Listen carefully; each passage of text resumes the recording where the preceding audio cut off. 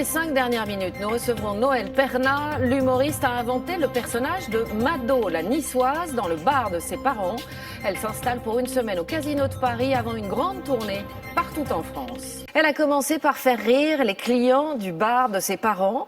Elle est ensuite montée sur scène en s'inspirant des grandes gueules des quartiers populaires de Nice. C'est dans cette même ville qu'elle a rencontré son double et en a fait son personnage. Elle est en ce moment pour une semaine au Casino de Paris. Voici maintenant l'invité des 5 dernières minutes. Et cet invité, c'est Noël Perna. Bonjour. Bonjour Elie. Merci vraiment d'être là. Vous êtes à Paris pour une semaine au Casino de Paris avec la fameuse Mado, la niçoise. Le spectacle s'appelle Mado prend racine. Le Casino de Paris, quand même, j'imagine, c'était un peu un rêve pour vous. Une petite consécration de passer une semaine comme ça pour une grande belle consécration. Ça fait 2 fois que je le fais, le Casino de Paris, quand même. Hein. Je sais, mais c'est quand même sympa, j'imagine, pour Mado, la niçoise, de voir qu'elle a conquis toute la France. Complètement, c'est le rêve. C'est le summum de son parcours, elle est au zénith de son parcours, voilà, c'est là où elle réalise qu'elle est vraiment, elle fait partie du monde du showbiz. Je suis derrière le showbiz et j'ai le reproducteur et j'ai tout ce qu'il faut pour... voilà. Alors, Mado prend racine, c'est donc votre 3e spectacle. On va commencer par vos débuts, parce que je disais en vous présentant, tout a commencé derrière le bar des oiseaux, c'était le bar de vos parents. Vos premiers sketchs, en fait, vous les avez faits pour les clients au départ. Oui, mon premier public, c'était donc derrière mon comptoir, ma première scène, c'était l'estrade du comptoir, et mon public était les clients, effectivement. Et je campais déjà les personnages qui étaient des clients, je refaisais des clients, dont, je dirais, cette Mado qui était une cliente de mon bar. C'est ça, en fait. Mado, la niçoise, c'était une cliente du bar, c'est quelqu'un qui a existé et qui vous a véritablement inspiré. Oui, j'ai rien inventé.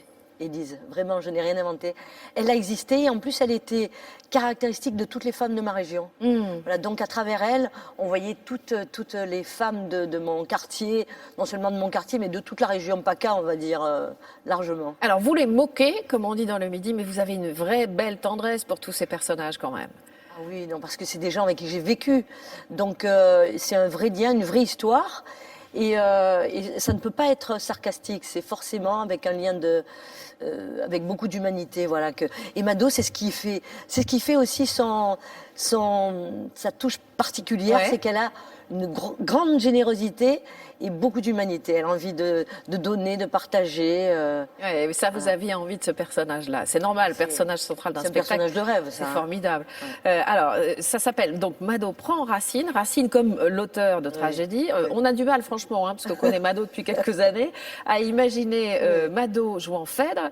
Et pourtant, c'est ce qu'elle va faire dans le spectacle. Alors, on va tout de suite voir le moment du spectacle où vous expliquez ce que c'est que la tragédie. On regarde ensemble.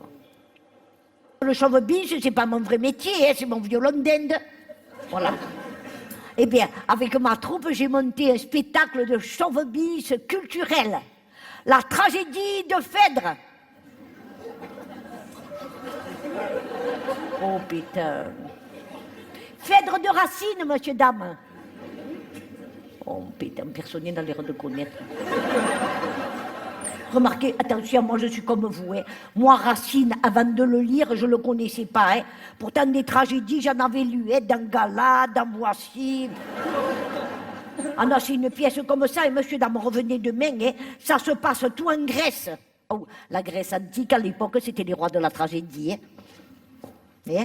Tu me diras aujourd'hui aussi. Hein. Non, ne rigolez pas parce que ça peut nous arriver. Ça va nous arriver d'ailleurs. Non, mais là, ils n'ont pas eu de chance, franchement. De la Grèce antique, ils sont passés directement à la Grèce antique. Elle nous fait rire aussi, cette Mado, quand elle parle de la tragédie, parce qu'elle nous décomplexe complètement, parce que ça fait du bien aussi de se laisser aller, de rire comme ça. Mado, c'est quelqu'un de très positif. C'est un booster, hein. Si vous avez un moment de descente, Élise, venez voir Mado ou mettez le DVD parce qu'elle booste. C'est sa fonction, elle a beaucoup d'espoir, beaucoup d'enthousiasme pour les choses et c'est ce dont on a besoin aujourd'hui. Donc Mado, c'est vraiment une source de vitalité et d'énergie. Alors, je vais rebondir vraiment sur ce que vous dites, parce que vous en avez de l'énergie aussi. Oui, c'est elle qui me la donne. Oui, mais il y a Mado sur scène, il y a un personnage récurrent, c'est Albert, votre mari virtuel, et puis il y a plein d'autres personnages. Mais personne n'est là sur scène, en fait. Vous jouez tout le monde. Personne. Alors Albert, il est dans le trou du souffleur, en l'occurrence Oui. dans cette pièce Mado prend Racine, parce que c'est quand même une pièce classique, hein, qu'elle va pas jouer de manière classique, bien sûr. Elle l'a montée d'une manière assez loufoque.